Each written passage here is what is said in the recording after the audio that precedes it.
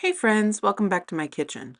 If you're new here, my name is Jen. I do cooking, canning, and food preservation videos every week, and sometimes I post garden content or vlogs too. If that seems like the sort of thing that you'd be into, I hope you'll consider subscribing and sticking around. Today, just in time for the holidays, I'm going to show you how I make my Black Forest Brownie Trifle.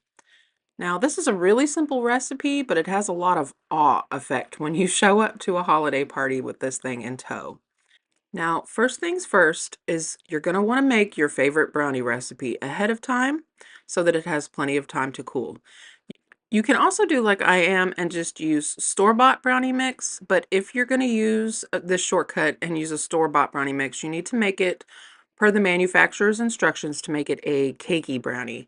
Usually that's just adding an extra egg, but check the back of your box to be sure.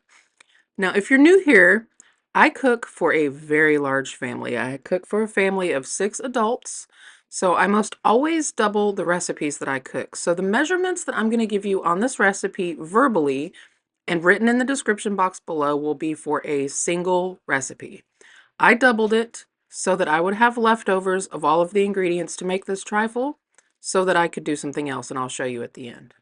Now you're going to need 2 full-size chocolate bars, whatever type of chocolate you like, and you're going to use your vegetable peeler to make ribbons. Now I picked 85% cocoa, really dark chocolate bars, so I got little shreds instead of ribbon, but milk chocolate will give you long ribbons of chocolate and it's really beautiful. The rest of the chocolate bar, I shredded about half of it with the vegetable peeler, and then the rest I'm just using a really sharp knife to kind of crush it up into little tiny pieces. The shredded bits are for garnish, and the part that you chopped up with your knife is for the actual trifle itself. Now, when your brownie is completely cooled, you're going to want to cut it into about 1-inch cubes. My trifle bowl is not a standard trifle bowl. It's actually a little smaller than an average one, so I really should have cut my brownies a little smaller, but it still worked out. So just 1-inch cubes, half-inch cubes, just depends on what size trifle bowl you have. And if you don't have a trifle bowl, don't panic. You can do this in a casserole dish, just like a clear Anchor Hocking casserole dish. Your layers will be thinner, but that's okay. You could do this in a big glass bowl. It will work out just fine. So just use what you have. It's not the biggest deal in the world. If you don't have a see-through bowl, you can absolutely put this in just a regular old plastic Tupperware because it's going to be just as delicious when you serve it. Now the cream filling portion of our trifle, I'm using 2 boxes of white chocolate pudding mix. It's the pudding and pie filling. And then to this, I'm going to add 4 cups of cold milk. And I'm just going to whisk this continuously until it starts to thicken up. And it does not take very long at all to get thick. Now, on the day that I made this, I learned a science lesson. I did not know that little shreds of chocolate could be statically charged. That floating in my milk is not a bug. It's a little bit of chocolate because when I moved my plastic bowl that I originally had my chocolate curls in, they just launched themselves out of the bowl and all over the countertop. So shred your chocolate into a glass bowl if you can. I swear to you, it was so violent, it was almost like somebody sneezed into the bowl of chocolate, and no, I didn't sneeze. I just thought it was really funny and had to share that with you. So as you'll see, the pudding did not take very long to set up because we added the cold milk. Once it's nice and thick, we're going to take 1 8-ounce container of whatever your favorite whipped topping is, and by all means, feel free to make this from scratch too if you like. And we're just going to add it to our pudding, and then we're going to fold it in. This is just going to make our pudding mixture super light and fluffy.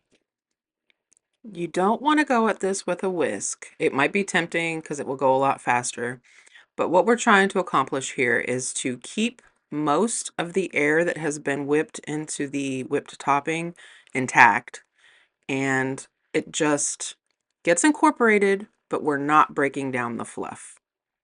Just be patient with it and use a plastic spatula and kind of cut and fold like you see me doing here.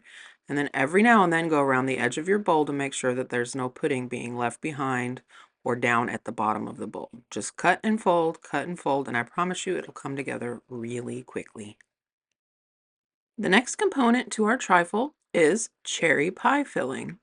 Now, You're going to need about 3 cups of cherry pie filling, which I'm guessing is probably about a can and a half. I used 2 because, like I said, I had plans for the leftover ingredients at the end. But you're just going to go ahead and add them to a large bowl. And then to that cherry pie filling, I'm going to add a teaspoon of almond extract. Be very careful with this stuff. It is potent. And if you try to measure like you're measuring vanilla, that is all you're going to taste. It won't be nice at all. So measure carefully. And then the last thing we're adding is a half a cup of cranberry cherry juice. Now, if you don't like cranberries, just use cherry juice. That's fine. All this is going to do is help to dilute the cherry pie filling a little bit without taking away the flavor. If we just added water or something, it would just taste diluted. But by adding the juice, it adds more flavor, or at least the same flavors without diluting it down. So to assemble your trifle, in your trifle dish or your glass bowl or whatever you're using to hold this, you're going to put about half of your brownie pieces. Now, go ahead and pat those down if you need to. Like I said, I cut mine a little big, so I did end up kind of giving them a good push down. It doesn't matter if they stay big and fluffy because they're going to absorb all of the liquid from everything we're going to put in this, and they're going to kind of compact down in the layers. So it's fine. Just give them a push down if you need to. And then to the top of our brownie, we're going to add some of that cherry mixture. Just a nice even layer over the top of the brownies. Do the best you can to get it spread out. It's a little difficult when your brownie pieces are this big, but if you have to give it a poke so that the cherries go down between the brownies, that's fine too. Now you can be as meticulous about this assembling as you'd like. If you want your layers to be perfectly level and have nice even straight lines on the outside of your bowl for, presentation, that's fine. I'm not that particular. Anybody that's been here for a length of time knows anytime I do something and it's a little bit messy, I like to call it rustic and leave it at that. So do whatever makes you happy. Straight lines, crooked lines, it doesn't matter in the end. Then to the top of the cherry pie filling, you're going to add about half of the bar and a half of chocolate that you chopped up. This is going to give you a really nice crunch in between the soft layers of the rest of the trifle, so definitely don't skip this step. And once we get our chocolate all on there, then we're going to go ahead and spoon over some of that pudding mixture that we just made. Now you can make your layers as big as you want. I went with just 2 really thick layers. Some folks like to make their layers thinner so that there's more of them. Do what makes your little heart sing. It doesn't matter. I'm just going to try to get this pudding as evenly spread around this layer as possible and smooth it out just a little bit before I move on to the next one. And after that, it is just rinse and repeat. A layer of brownies, a layer of cherries, a layer of your little chocolate pieces that you chopped up, and then another layer of pudding. Now, like I said, I stopped at, 2 sections, 2 sets of layers. And then when I got to the very top, I just tried to even out my pudding. I used a little spoon to kind of smooth out the surface because this is what you're going to see at presentation. Doesn't have to be perfect. If you wanted to go above and beyond, you could probably put some whipped topping in a piping bag and make little flowers on the top or something. But for me, I like it this way. It just looks like a giant sundae, sort of. Just smooth out the edges, make sure there's pudding all the way around the glass. And then I'm going to top it with my little grated pieces of dark chocolate. Now, if you have used milk chocolate and you have the ribbons, this is where they're going to shine. You just want to arrange them around the top so they look really pretty.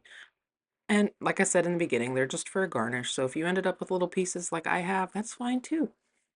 And the only thing left to do is just put the cherry on top. Quite literally, I'm going to fish out a few of these cherries from the juice and just put them right in the middle on the very top. And I think this part right here is what makes me feel like it looks like a giant chocolate sundae. So you can totally arrange the cherries in a pattern if you like, but I just thought that this little pile in the middle looked really cute.